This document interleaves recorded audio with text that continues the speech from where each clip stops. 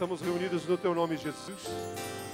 E agora te pedimos que o Espírito Santo de Deus fale a cada um dos nossos corações de uma maneira tremenda e poderosa, que possamos verdadeiramente ver a mão de Deus, o agir de Deus, nos convencendo, esclarecendo, trazendo luz a toda mente, a todo o coração, em nome do Senhor Jesus.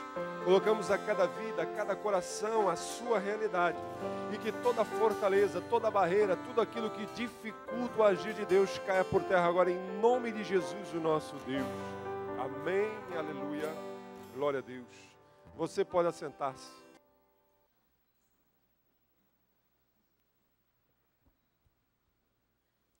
Gostaria de dizer a todos vocês que são bem-vindos, em nome de Jesus, a esse culto de celebração ao nosso Deus. Louvamos ao Senhor por mais esse início de semana que Ele nos concede para estarmos reunidos no Seu nome. E você que está conosco, é um privilégio tê-lo conosco nesse culto de celebração. E eu o convido a abrir no informativo que você recebeu na parte interna. Estaremos iniciando hoje uma série de mensagens que estaremos compartilhando nas próximas semanas a respeito de milagres.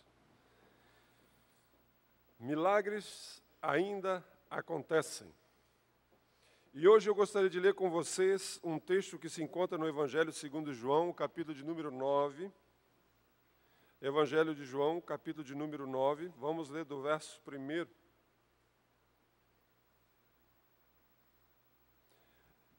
É o quarto livro do Novo Testamento. Mateus, Marcos, Lucas e João. Capítulo 9 do Evangelho de João, do verso 1 em diante, nos diz assim: Ao passar, Jesus viu um cego de nascença. Seus discípulos lhe perguntaram: Mestre, quem pecou, este homem ou seus pais, para que ele nascesse cego? Disse Jesus: Nem ele, nem os seus pais pecaram, mas isso aconteceu para que a obra de Deus se manifestasse na vida dele. Enquanto é dia, precisamos realizar a obra daquele que me enviou. A noite se aproxima, quando ninguém pode trabalhar. Enquanto estou no mundo, sou a luz do mundo. E tendo dito isso, ele cuspiu no chão, misturou a terra com saliva e aplicou aos olhos do homem. Então lhe disse: Vá, lava-se no tanque de Siloé, que significa enviado. O homem foi, lavou-se e voltou vendo. Aleluia. Você acredita em milagres? Há um tempo atrás, um casal estava enfrentando uma realidade aonde eles, em um dos seus negócios, tiveram uma dificuldade e eles precisavam agora encarar em uma reunião uma pessoa conhecida pela sua frieza, até mesmo pela sua crueldade em lidar com pessoas quando tangia a questão de negócios. Totalmente inflexível. E essas pessoas estavam nas mãos, à mercê, teriam um grande prejuízo por questão de alguns dias. Mas esse nervosismo foi colocado diante de Deus em oração e disseram: Deus, Tu sabes a nossa realidade, fugiu do nosso controle, pedimos que Tu tenha misericórdia de nós e intervenha. E eles foram ter essa conversa e, por incrível que pareça, aquela pessoa extremamente insensível, extremamente indiferente, aquela pessoa conhecida, reconhecida pela sua dureza, pela sua crueldade com que lidavam com pessoas em situações semelhantes a essa, foi extremamente generoso, foi extremamente aberto e disse: não tem problema, eu posso esperar mais um pouco. E depois, quando esse casal foi acertar esse um pouco mais, a própria pessoa disse: eu não sei o que aconteceu comigo, porque eu nunca fiz isso, eu não faço isso, não faz parte da minha maneira de tratar os negócios. Um milagre de Deus. Nós precisamos entender o que o salmista no Salmo 77, o verso 14 diz: Tu és o Deus que realiza milagres, mostra o teu poder entre os povos. Milagres ainda acontecem, milagres genuínos, milagres verdadeiros, milagres na vida. Deus é um Deus que faz milagres. A grande pergunta talvez seja, por que Deus faz milagres? Existem duas razões principais por quais Deus faz milagres. A primeira é porque Ele se importa conosco. A Bíblia diz que Deus se importa comigo, com você, que somos sua criação. O seu cuidado para comigo, para com você, Ele se preocupa com as minhas dores, com as minhas inquietações, com as minhas lutas, pelo aquilo que você, que eu enfrentamos e sofremos nesse mundo. Então, muitas vezes, Deus realiza milagres devido ao seu cuidado, porque Ele nos ama e se importa conosco. Mas não apenas porque Ele se importa. A segunda razão pelo qual Deus faz milagres é porque o seu caráter é manifesto, o seu caráter é revelado, a sua bondade é revelada, quem Ele é se revela, se demonstram através dos seus milagres. A Bíblia está cheia de situações em que o povo canta louvores a Deus, é espalhado entre todas as nações, entre todo mundo, quem Deus é devido aos milagres que Ele exerce, que Ele realiza. Por isso Deus realizou milagres, por isso Ele ainda continua realizando milagres na vida dos homens e de mulheres. A grande realidade é que muitas vezes todos nós gostaríamos de ver milagres. Talvez você hoje veio a um culto desse e disse assim, eu gostaria de ver um milagre. E a tendência nossa de ver milagre é alguma coisa extremamente sobrenatural acontecer. Talvez outros estejam aqui, talvez não tanto para ver um milagre, mas estariam dizendo, eu preciso de um milagre na minha vida. Talvez o meu casamento, talvez os meus relacionamentos, talvez o meu mundo interior precisa desesperadamente de um milagre. As coisas estão desmoronando. Talvez a minha vida financeira, talvez os meus relacionamentos, eu não sei. Talvez você não esteja apenas precisando ver um milagre, mas necessitando de um milagre na sua vida. Mas antes de falarmos em milagre, eu gostaria de dizer o que não é milagre. Gente, milagre não é simplesmente uma coisa inusitada. Milagre não é simplesmente uma coisa incrível. Milagre não é uma coisa sobrenatural, como eu acabei de falar. Se você ler no livro dos Guinness, o Guinness Book, o livro dos recordes, você vai ver ali muitas coisas que são incríveis. Você vai ler a respeito de uma pessoa que caiu de uma altura sem paraquedas, 6.699 metros de altura, como daqui lá no Guajuviras, e não morreu. Caiu na neve. Isso é incrível, mas isso não é um milagre. Você vai ler de uma mulher que ganhou 69 filhos. Pariu 69 filhos. Uou! Isso é incrível. Mas isso não é um milagre. O milagre é quando você percebe a ação de Deus. Milagre não é também uma questão de sorte. Não é uma questão apenas de você acertar os 5 números da Mega Sena, nem sei se a Mega Sena é 5 ou 6 números, mas acertar. Não é você receber uma visita do carnê do baú na sua casa dizendo que você ganhou R$1 milhão, nem sei se existe carnê do baú ainda, porque eu sou do tempo do carnê do baú. A grande verdade é que milagre não está relacionado à sorte. Milagres é quando você percebe Deus agindo, quando você percebe Deus intervindo. Milagre é quando Deus age. Quando você olha para uma situação, quando você percebe determinada circunstância e você diz, nada dá para fazer se não fosse Deus. Se Deus não tivesse intervido, se Deus não tivesse agido, as coisas seriam totalmente diferentes. Nada disso teria acontecido. A grande verdade é que nem eu, nem você podemos garantir quando e onde os milagres vão acontecer. Nem eu e você podemos estar estabelecendo quando e onde os milagres vão acontecer. Por mais que a mídia gospel fale de milagres, campanhas de milagres, gente, Milagre é algo que está na mão e na vontade de Deus. Deus é o Deus que realiza milagres. Mas agora esse texto que acabamos de ler nos mostra uma realidade que nós precisamos aprender. Eu sei que é Deus quem realiza os milagres, mas você podemos estar prontos para receber o milagre, prontos para ver o milagre, prontos para perceber o milagre de Deus na nossa vida. Na semana passada, ou nessa semana, se falou muito de um ano que aconteceu um acidente na Boate Kiss. E uma das coisas que mais se falou foi a respeito do tal de PPCI, Programa, Plano de Prevenção de Combate a Incêndio. Nós, como igreja, fizemos o nosso PPCI ano passado. Então, nós colocamos as luzes de emergência, as plaquinhas de saída, colocamos extintores em todos os lados, mas eu pergunto para vocês, nós queremos que esse lugar aqui pegue fogo? Deus me livre e guarde. Não queremos.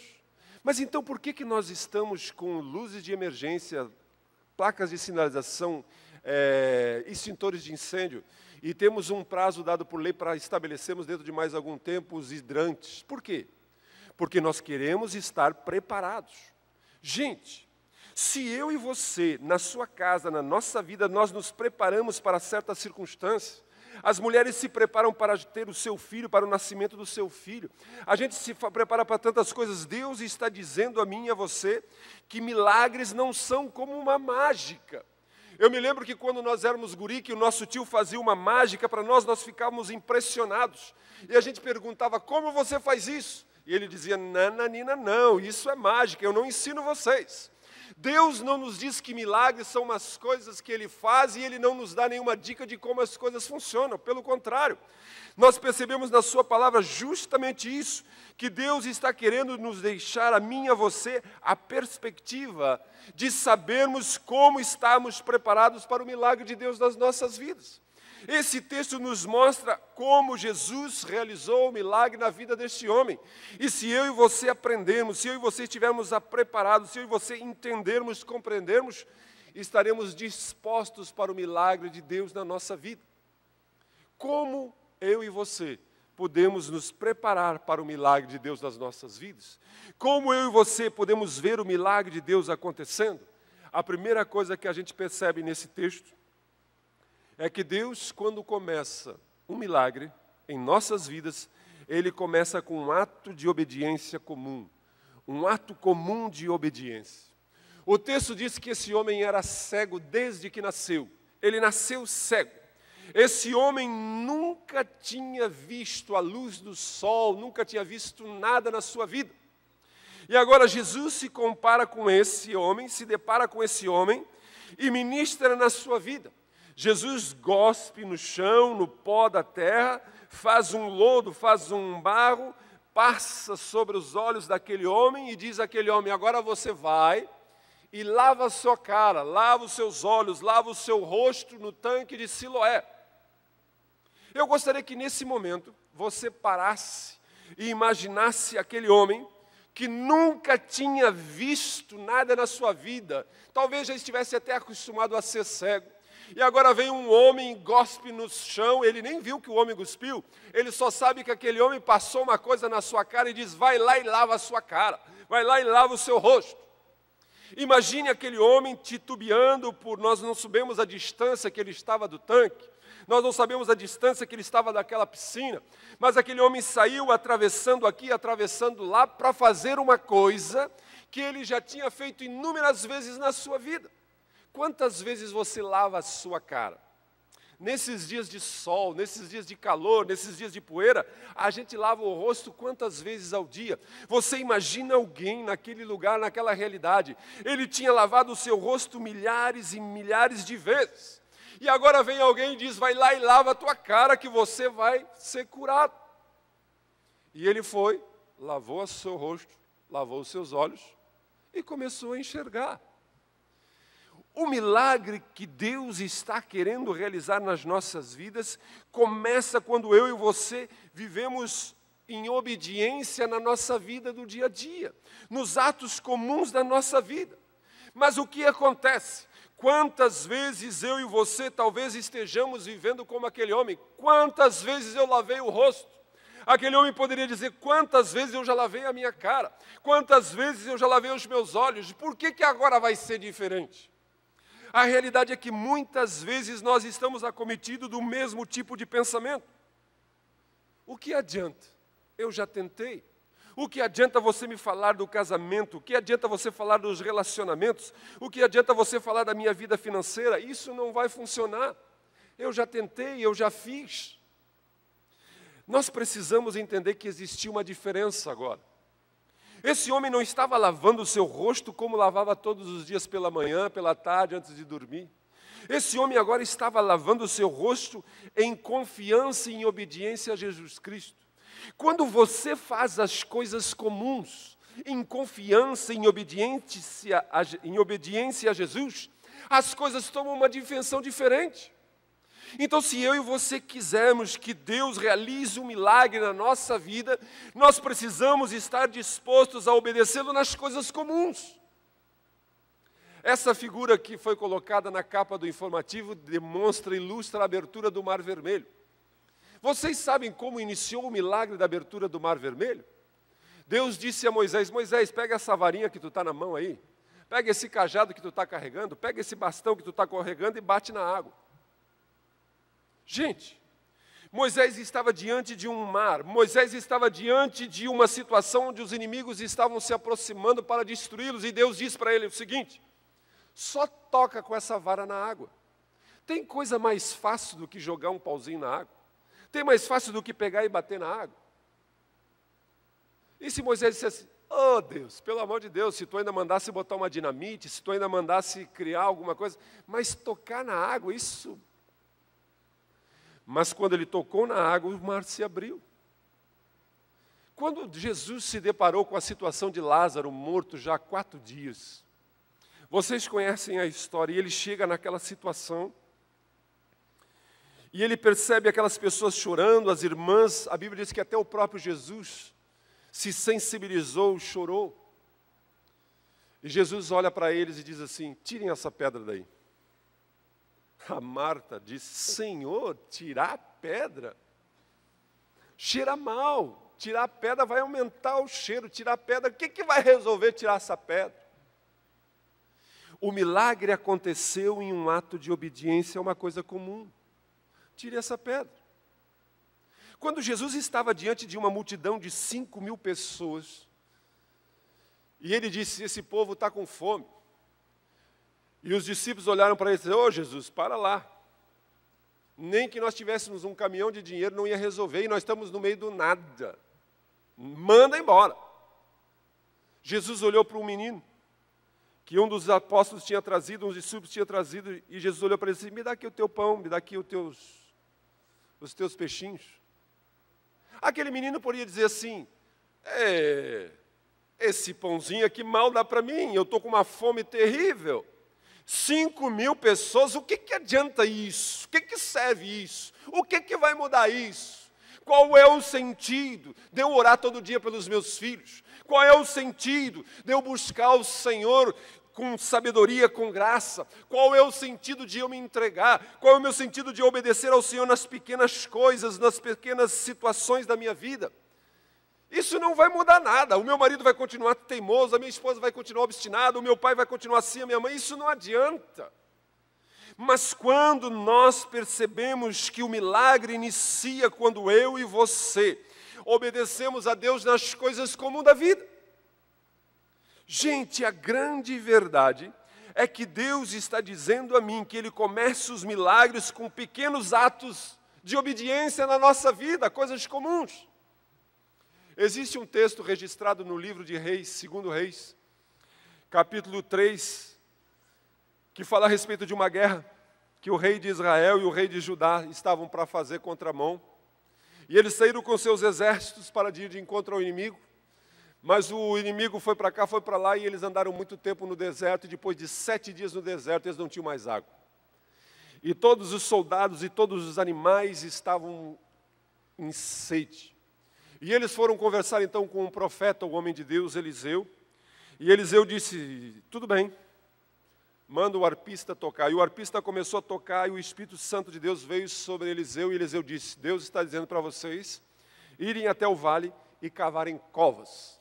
Eu quero que vocês cavem buracos. Eu quero que vocês cavem muitas e muitos buracos e covas.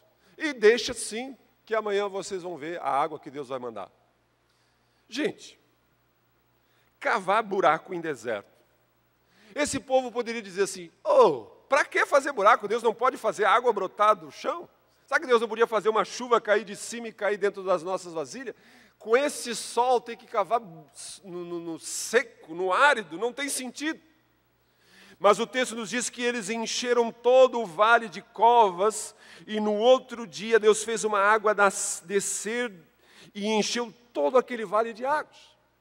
O milagre começa quando eu e você entendemos que nós precisamos obedecer a Deus nos atos comuns da nossa fé. Deus está dizendo que nós precisamos aprender a obedecer a Deus no dia a dia. É quase sempre assim que Deus faz. Ele começa com um simples ato de fé. Você essa noite está sendo desafiado a obedecer a Deus, a agir em atos de fé. Alguém vai dizer, então quer dizer que Deus ajuda quem se ajuda? Não, não é isso que a Bíblia está dizendo. Tem gente que até acha que isso está na Bíblia, que Deus ajuda os que se ajudam. Isso não está na Bíblia. O que a Bíblia diz é que Deus ajuda os que confiam nele, os que andam em obediência a Ele, os que fazem os seus atos, as suas atitudes em convicção, em confiança em Deus, que fazem não baseado na sua força, eu vou cavar até achar água, não. Eu vou fazer uma coisa talvez absurda, mas eu vou obedecer. Deus está dizendo a mim e a você, que assim como aquele homem estava, naquela situação, Jesus vem e coloca um lodo no seu rosto e diz, vai lá e te lava. Uma coisa comum, uma coisa que ele já tinha feito tantas vezes. Deus quer que eu e você entendamos que milagre não é algo para a gente assistir. Milagre não é algo como um show. Inclusive tem um show de milagres aí. Não é. Milagre envolve, exige envolvimento. Esse homem estava envolvido naquilo que Deus disse. Porque eu digo uma coisa para você. Se aquele homem dissesse assim, que nojeira, que bobajada, eu tenho que caminhar nos escuros daqui até lá o tanque para tirar uma coisa dessa, ele ia ali na esquina, virava de costas e fazia assim, e ia dizer, não adiantou nada. Mas aquele homem foi até o tanque e lavou o seu rosto, algo que ele já tinha feito tantas e tantas vezes.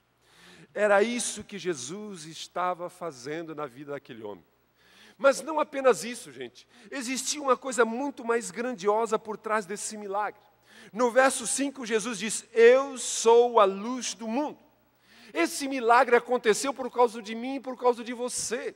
Esse milagre aconteceu porque Jesus estava querendo nos ensinar uma verdade simples para milhões e milhões de pessoas durante a história.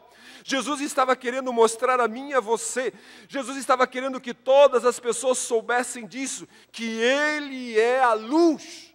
Não existe milagre mais profundo do que esse, de que Deus pode nos trazer a luz, para que a nossa mente, o nosso coração, a nossa percepção da vida seja aberta e nós possamos entender, compreender o que Deus quer conosco. Então a grande pergunta aqui, a grande questão é aqui, Ele é a luz do seu mundo? Ele é a luz do meu mundo? Será que realmente Ele tem sido a luz que tem iluminado? Ele tem sido a luz que eu preciso? Essa é a grande verdade que Jesus está querendo nos ensinar. Que o milagre é fazer com que nós percebamos que sem Ele, sem a sua direção, sem a sua ação, nós vamos andar tateando. Gente, não seria maravilhoso, não seria ótimo, se você pudesse sempre, se eu pudesse sempre, tomar as decisões certas, que eu e você nunca nos equivocássemos, que eu e você nunca errássemos quando fôssemos decidir? Será que não seria extremamente maravilhoso, não seria extremamente ótimo se sempre eu e você pudéssemos ver todo o quadro, ver as coisas na sua plenitude, vermos as coisas e entendermos o que está acontecendo ao nosso redor? Será que não seria tremendo, maravilhoso que eu e você pudéssemos sempre seguir a direção certa? Nós sabemos que é isso que temos para nós, para a nossa vida. Será que não seria certo, bom, que eu e você pudéssemos sempre saber o que é certo dizer, o que é certo fazer? É isso que Jesus está dizendo. O propósito desse milagre é mostrar que Deus quer ser a luz do nosso mundo, da nossa vida. O propósito desse milagre é mostrar a mim e a você que se nós abrirmos o nosso coração a Cristo, se nós vivermos uma vida de obediência a Ele nos pequenos atos comuns da vida, Ele vai iluminar a nossa vida. Nesses dias de férias que eu tirei, houve um dia que já devia ser 7 e pouca da noite, e a gente foi, eu, o Ezequiel e o Henrique, fomos lançar a rede. Eu tenho uma redinha pequena, essas redinhas para pegar peixe, sardinha, peixe-rei. E a gente entrou na água para botar a redezinha, é uma redezinha curta. E quando a gente começou a entrar na água, começou a pular peixe, tainha. Só que tainha não pega nessa redezinha. E eu disse, pá, tá dando tainha. O meu genro nunca tinha visto tainha pulando na água, ficou todo faceiro. Eu disse, vamos fazer o seguinte, vamos deixar essa redinha de lado e vamos buscar a rede maior. Eu tenho uma rede maior de 40 metros de comprimento. 30 metros, eu já estou exagerando, coisa de pescador. Tem 30 metros de comprimento. Aumentei 10 metros. Tem 30 metros de comprimento por 2,20 de altura. E eles foram lá em casa buscar a rede. A vantagem de ter genro agregado é essa, que a gente manda e eles vão, manda e eles vão. E ele foi, buscou a rede e nós começamos a entrar na água. E estava dando peixe. Daí estávamos nós 3 dentro d'água e na primeira vez que botamos rede, já acho que foi 8 ou 11 tainhotas pegaram na rede. A gente já ficou faceiro da vida, tiramos a rede. E eu disse para o Ezequiel assim, ó, vai dar peixe, então tu já fica limpando. Aí o Ezequiel ficou na beirada pegando o peixe, limpando o peixe, e eu e o Henrique entramos na água. Mas começou a escurecer, gente. E a noite estava tão escura que eu não enxergava o Henrique na ponta da rede. Então nós tínhamos que falar muito alto, porque o mar fazendo barulho. Daí eu ia para o fundo. Então eu estou num lugar que a água sem onda dá no meu peito, aqui assim, no meu pescoço. Quando vem a onda, tu tem que pular e voltar para baixo. E no escuro eu pensei, Jesus, a minha filha nem casou com esse cara, e aí já pessoa se inventa de morrer afogado. Daí eu gritava, segura firme na ponta da rede aí. Daí ele gritava de lá, pode deixar, pastor, não larga. Por quê? Porque não se enxergava nada. Literalmente, gente. Não se enxergava nada. Isso já devia ser umas 10 horas, 9 e pouca da noite, 10 e pouca, porque já estava escuro. Mas, de repente, no meio das nuvens, começou a aparecer ela, a lua. E, gente, eu digo para vocês que de uma hora para outra, aquilo tudo ficou iluminado. De uma hora para outra, nós nos enxergávamos, nós podíamos fazer careta um para o outro, nós estávamos longe, nós vimos tudo ao nosso redor, porque a lua surgiu com a sua luminosidade, refletida do sol nela. Quando nós temos os nossos olhos abertos, quando nós temos a nossa vida iluminada por Jesus, a nossa realidade começa a mudar. Jesus está dizendo a mim e a você, eu quero ser a luz que você precisa, eu quero iluminar a sua vida.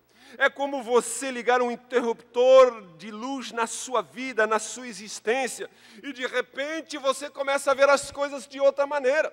Você começa a perceber a sua realidade, a sua circunstância. Você começa a perceber até mesmo as oportunidades que você tem. Você começa a perceber, então, até mesmo a beleza de coisas que você não via.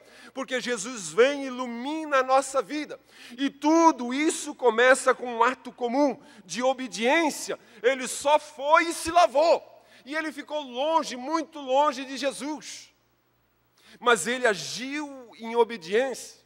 Por isso a questão hoje é, qual é a etapa prática na sua vida, na minha vida, o que você precisa fazer em obediência comum?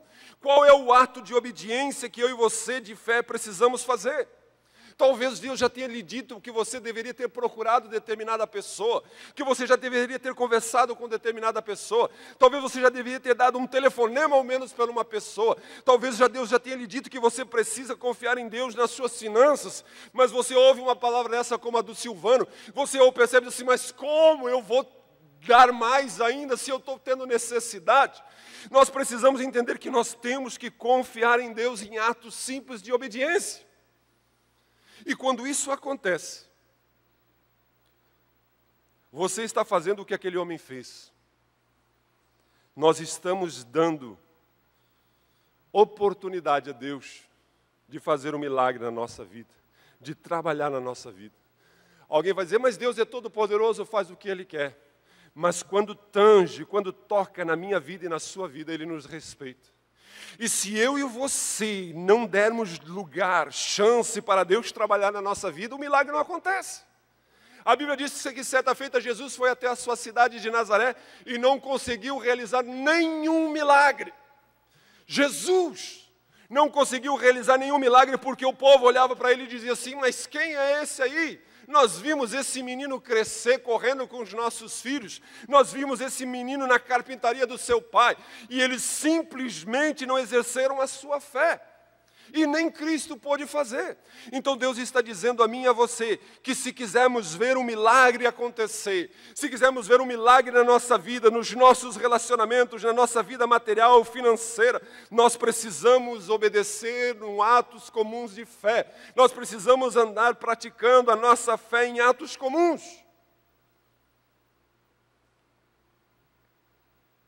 A segunda coisa que nós precisamos aprender com esse homem é ver a Jesus nas circunstâncias, vê-lo de uma forma real na nossa vida. Eu poderia dizer para vocês, entristecido, que eu já vi muitas pessoas serem abençoadas com milagre. Quantas pessoas que vocês aqui já viram, nós lemos o seu nome aqui. Pessoas que estavam enfrentando situações extremamente difíceis e nós, como igreja, oramos. Alguns foram curados, alguns foram restaurados. Mas eles não conseguiram perceber Jesus agindo na sua vida. A grande verdade é que Deus opera o milagre. E em seguida nós precisamos entender que vem a avaliação. Uma coisa é Deus operar, Deus realizar o milagre. Outra coisa é nós vermos esse milagre como uma ação de Deus em relação às nossas vidas. Ainda hoje existem muitas pessoas que querem explicar, racionalizar, as pessoas não conseguem perceber Deus nas coisas.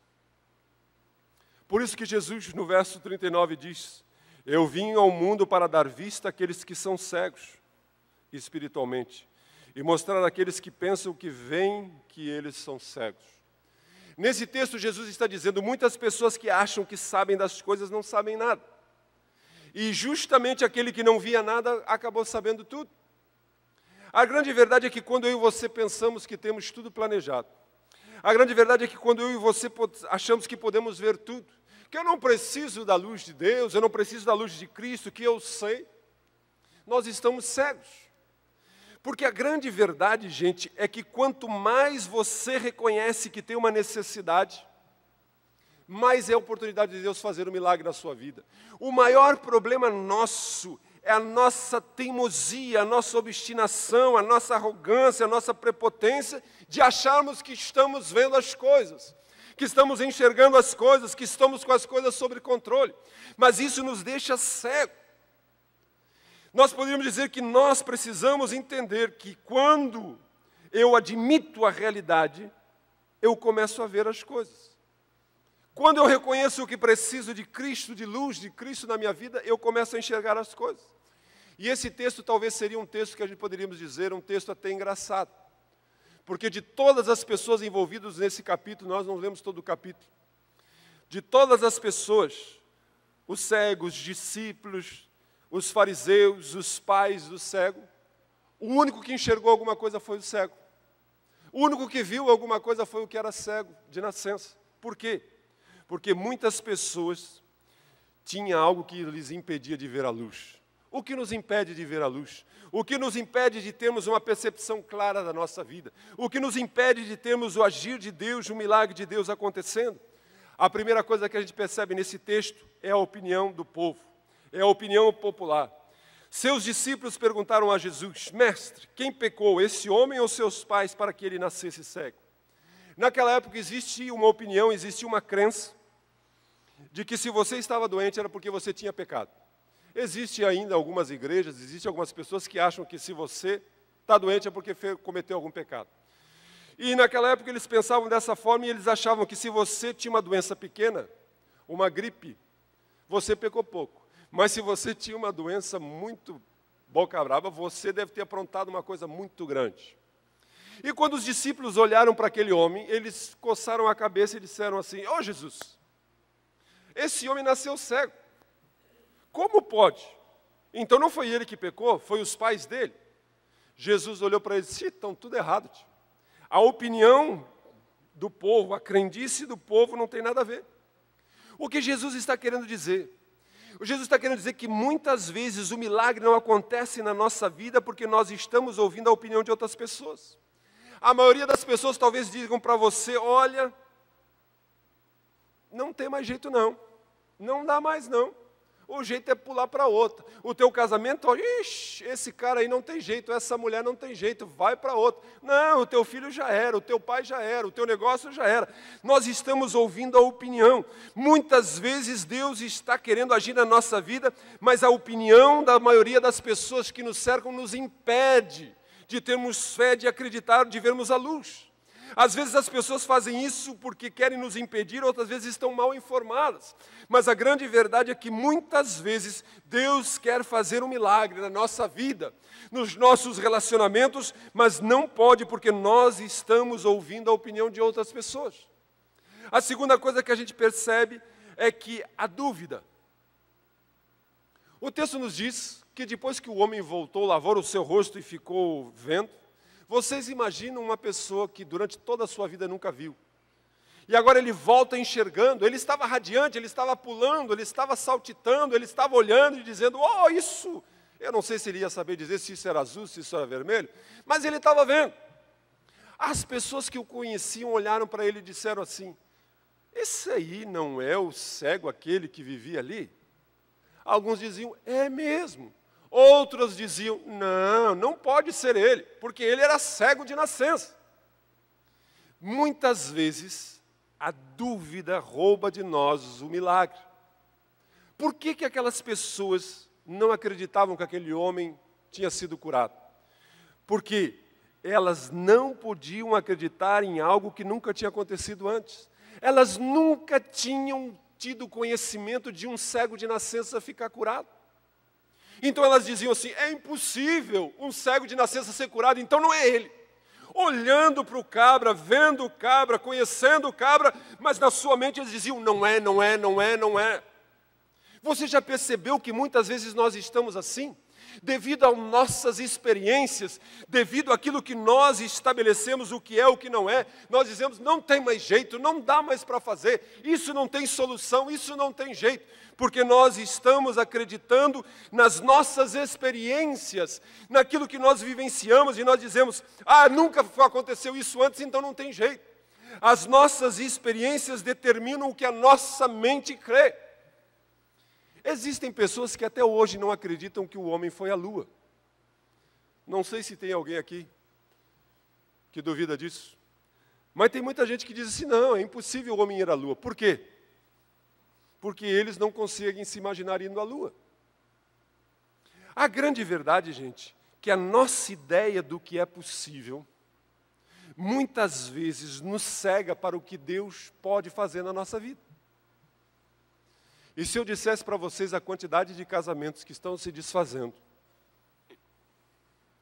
porque o marido diz: não tem mais jeito, é impossível.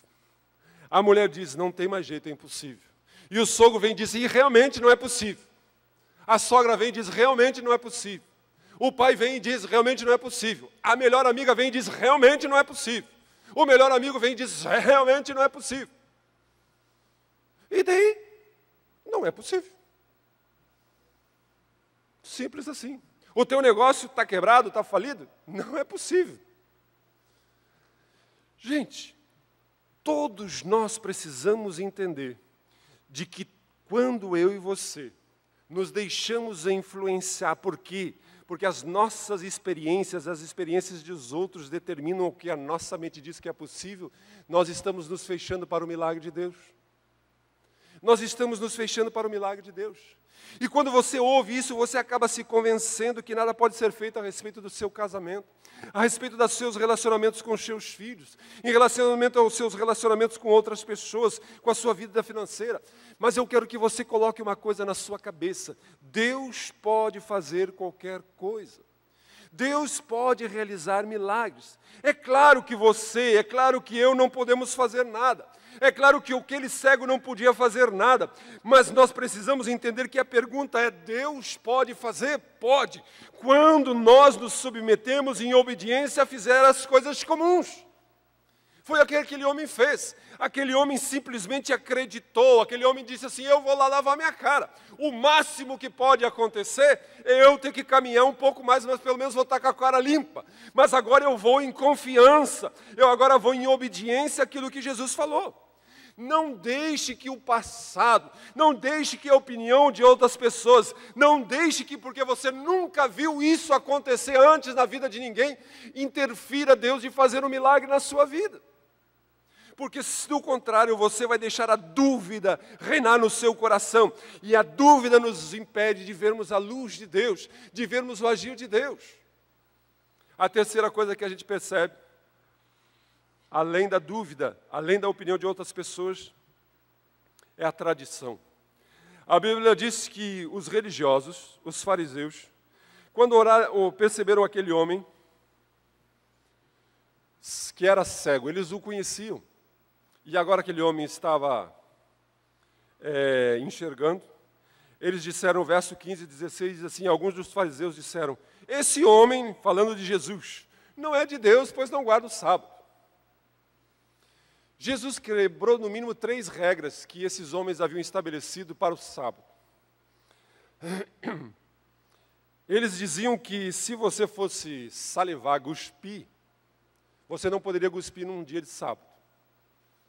Mas se você tivesse que cuspir num dia de sábado, a primeira regra é não cuspe em dia de sábado.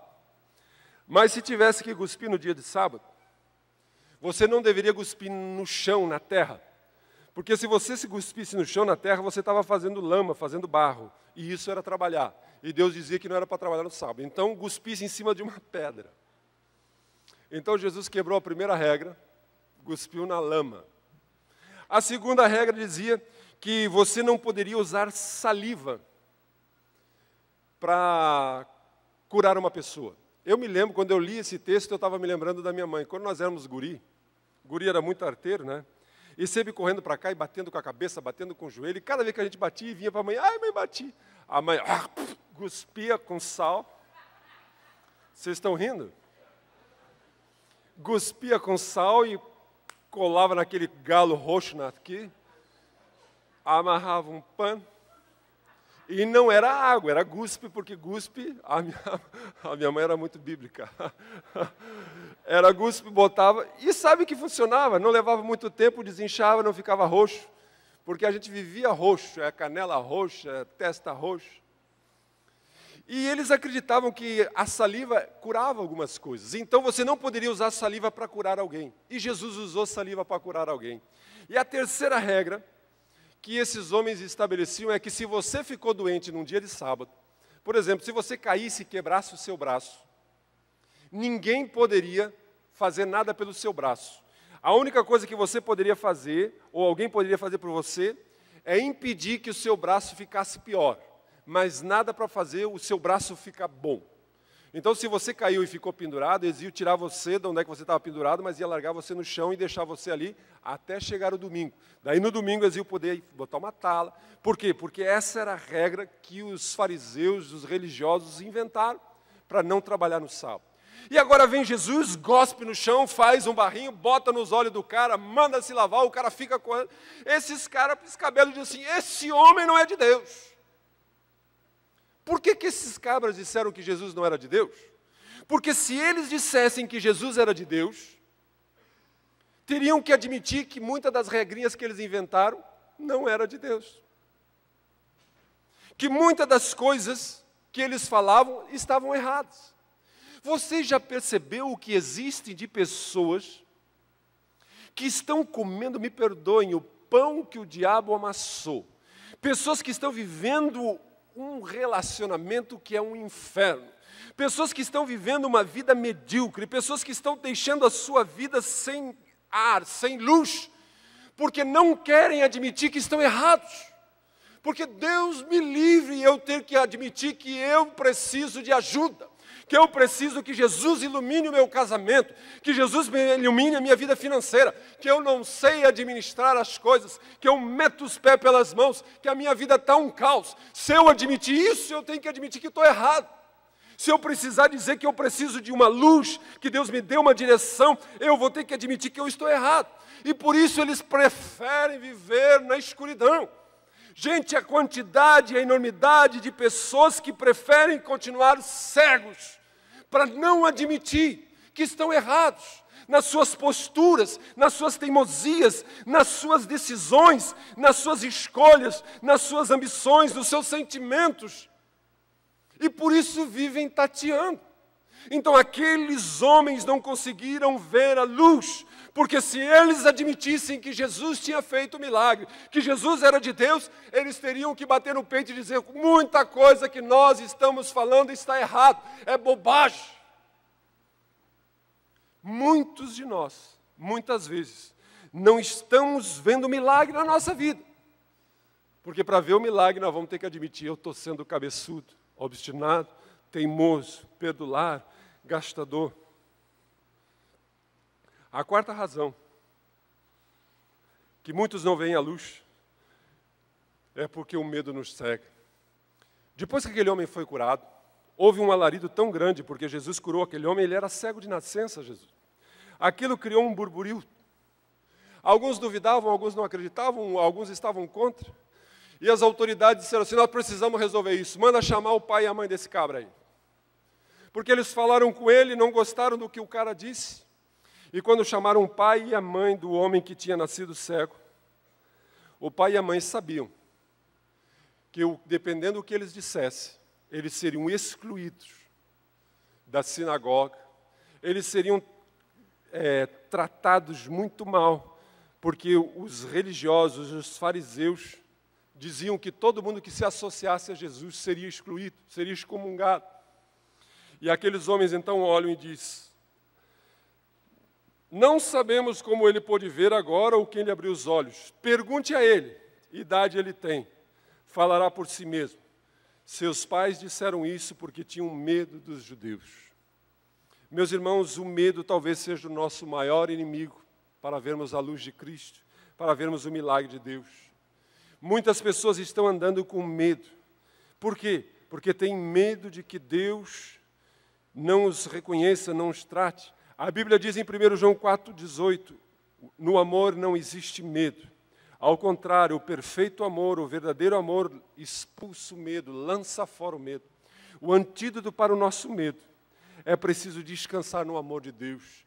Deus nos ama, Deus quer trabalhar conosco. Por isso eu e você precisamos aprender com esse homem cego, a estarmos preparados para o milagre. Qual foi a postura desse homem? Qual foi a resposta desse homem a todas essas questões da opinião popular, da dúvida, da tradição, do medo? Esse homem bateu no peito e ele disse: uma coisa eu sei, eu era cego, mas agora eu vejo. Uma coisa eu sei, eu era cego, mas agora eu vejo. Meus irmãos, não adianta a explicação, todas as explicações do mundo, todas as questões do mundo não podem mudar essa realidade. Eu era cego, mas agora eu vejo. Você pode fechar os seus olhos com a maior força que você tiver agora, mas isso não impede que essas luzes estejam acesas, iluminando esse ambiente. Você pode andar durante o sol do meio-dia e fechar os seus olhos, mas isso não vai impedir o fato de que existe um sol brilhando lá fora. Deus está dizendo a mim e a você que, independente da nossa situação, existe um Deus, existe uma luz. Existe a história de um homem chamado John Newton.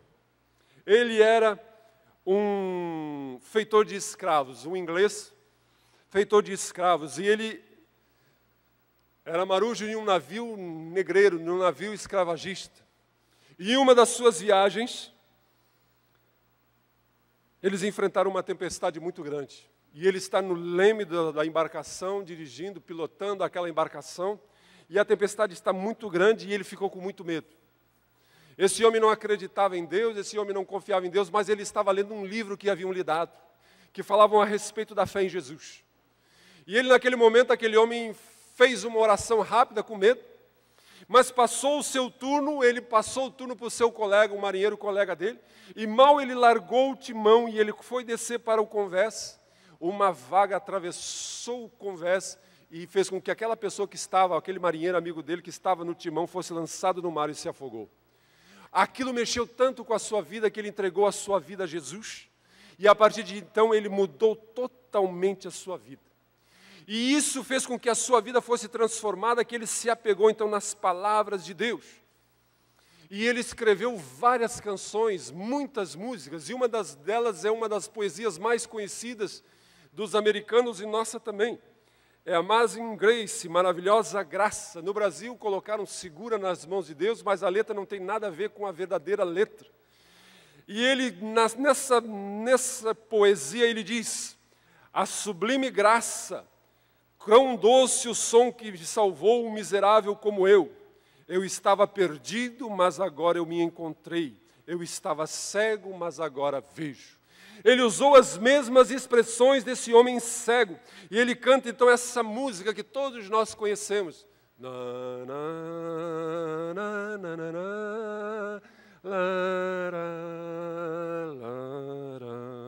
Você já viu até em filme, até Guerra nas Estrelas já botou essa música. E nós percebemos que ele diz: agora eu vejo. E ele deixou a sua vida de escravagista, ele deixou a sua vida e se tornou um dos maiores pregadores da graça de Deus. Por quê? Porque um dia a sua vida foi mudada, transformada. Deus está querendo mudar a minha vida, a sua vida, através da graça, do amor de Deus. Mas a grande questão é por que Deus faz o milagre. Deus faz o milagre para que eu e você confiemos a nossa vida a Jesus. Foi o que aconteceu com esse homem. O milagre poderia ter acontecido a ele, como tantos outros. Certa feita, Jesus curou 10 leprosos e apenas um voltou. Mas a grande razão do milagre é que se o milagre acontecer na nossa vida, não importa se seja um grande milagre, um pequeno milagre, uma coisa totalmente sobrenatural, mas se ele não levar você, não levar a mim a confiarmos em Cristo, a descansarmos a nossa vida, o milagre não tem sentido de ser. Deus faz o milagre para que eu e você aprendamos a confiar e a descansar nele. É como se você fosse num restaurante badalado, um restaurante conhecidíssimo, pelo um prato extremamente caro, fino, exótico, e você chegasse lá e dissesse: eu quero esse prato famoso, fino, exótico, que custa R$300. E depois que o prato fosse colocado na sua mesa, você dissesse: eu não vou comer, eu vou ficar só olhando, admirando. Tem sentido uma coisa dessa? Não. Infelizmente, muitas pessoas têm sido tocadas pelo milagre de Deus, mas não estão confiando a sua vida a Cristo. Nós precisamos aprender com esse homem. A sua mente foi iluminada, a sua compreensão foi aumentada, o seu crescimento a respeito da pessoa de Jesus Cristo foi a cada dia mais, a cada momento maior se elevando, e isso levou a confiar em Cristo. E se você perceber, nesse texto, que ele primeiro fala que um homem chamado Jesus me curou. Mais adiante, no meio do capítulo, ele diz um homem que é profeta, um profeta e um homem. E mais no fim do capítulo, Jesus perguntou a ele: quem você acredita que eu sou? E ele disse: Senhor, eu creio. Jesus disse: sou eu que falo contigo. Ele disse: Senhor, eu creio. Deus queria dar sentido à vida daquele homem, assim como Ele quer dar sentido à nossa vida. Jesus não veio trazer luz a esse mundo, meus irmãos. Jesus, Ele é a luz do mundo. Mas o mais interessante é que aquele homem teve a sua compreensão aberta, mas nós percebemos que a sua compreensão levou-o a confiar inteiramente em Cristo, ao compromisso. Ele disse: Senhor, eu creio, e o adorou. Confiança em Cristo. Começa por um entendimento, mas depois precisa haver um compromisso. Muitos de vocês que estão aqui essa noite já têm percebido a respeito de uma realidade de um Jesus. Mas eu pergunto a você, esse teu esclarecimento, já tem levado você a assumir um compromisso pessoal com Cristo? Infelizmente, existem muitas pessoas que nunca fizeram uma oração pessoal, sincera no seu coração, dizendo: Deus, eu quero dizer pessoalmente que eu acredito que Tu és Deus e Senhor e Salvador, e eu preciso que Tu entres na minha vida. Eu confio a Ti a minha vida e a minha existência. Existem muitas pessoas que não confiaram plenamente em Cristo e não assumiram um compromisso. E digo a vocês, confiança que não nos leva a compromisso não é confiança. Jesus está querendo nos mostrar essa noite que é possível vivenciarmos um milagre. É possível vivenciarmos uma realidade totalmente diferente, quando eu e você estivermos dispostos a confiarmos inteiramente no nosso Deus. Eu gostaria de orar com você essa noite. Feche os seus olhos, curve a sua cabeça. Milagres ainda acontecem. Talvez você esteja precisando de um milagre no seu casamento. Talvez você esteja precisando de um milagre nos seus relacionamentos. Talvez você esteja precisando de um milagre na sua vida financeira. Talvez você esteja precisando de um milagre no seu mundo interior. Talvez você esteja precisando de um milagre, se Deus não fizer alguma coisa. Mas talvez você tenha se deixado influenciar pela opinião popular, pela opinião de outras pessoas. Talvez a dúvida, talvez a tradição do passado, talvez você nunca viu acontecer. Talvez você diga: não há sentido nisso. Ou talvez você simplesmente esteja com medo. Mas Deus está querendo trazer luz à sua vida, às nossas vidas. E eu gostaria de perguntar essa noite se existe alguém que gostaria sinceramente de entregar a sua vida a Jesus. Alguém que gostaria de dizer: Jesus, ilumina a minha mente. Eu preciso de um Senhor, eu preciso de um Salvador. Eu quero confiar inteiramente a minha vida nas Tuas mãos. Levante a sua mão aí onde você está, nós queremos orar com você. Temos várias pessoas levantando a sua mão. Deus abençoe, pode baixar a mão. Eu convidaria toda a igreja a ficar de pé.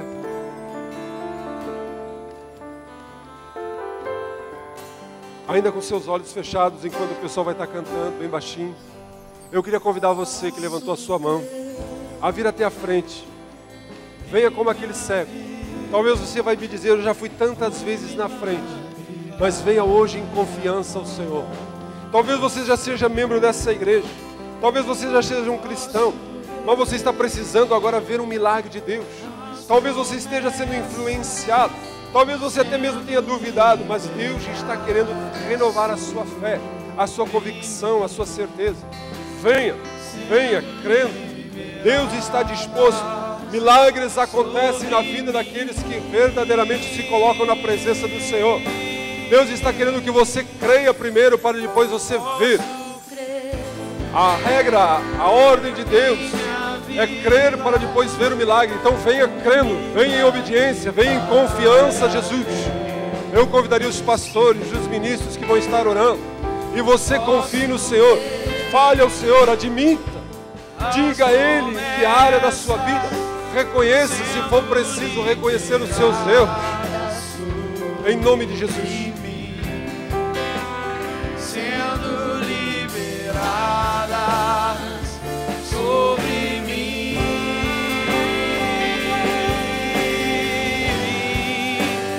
Hoje o meu milagre vai chegar. Eu vou crer, não vou duvidar. O preço que foi pago ali na cruz.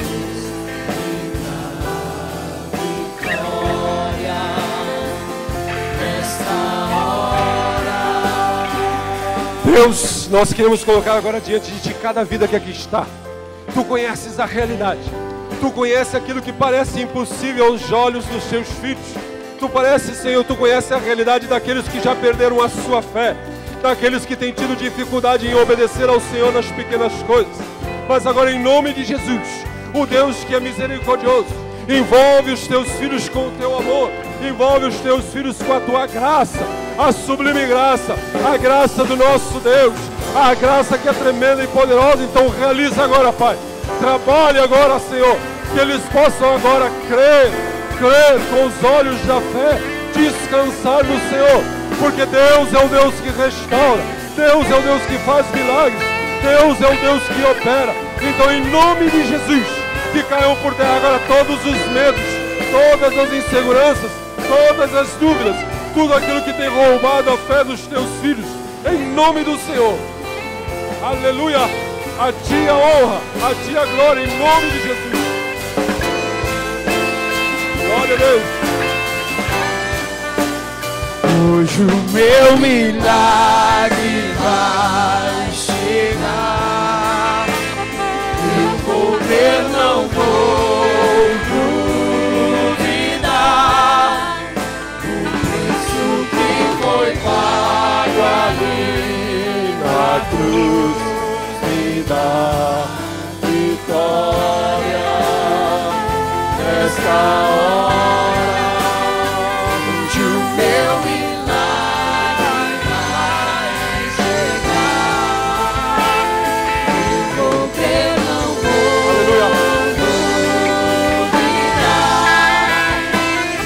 Isso que foi pago ali na cruz me dá vitória nesta hora.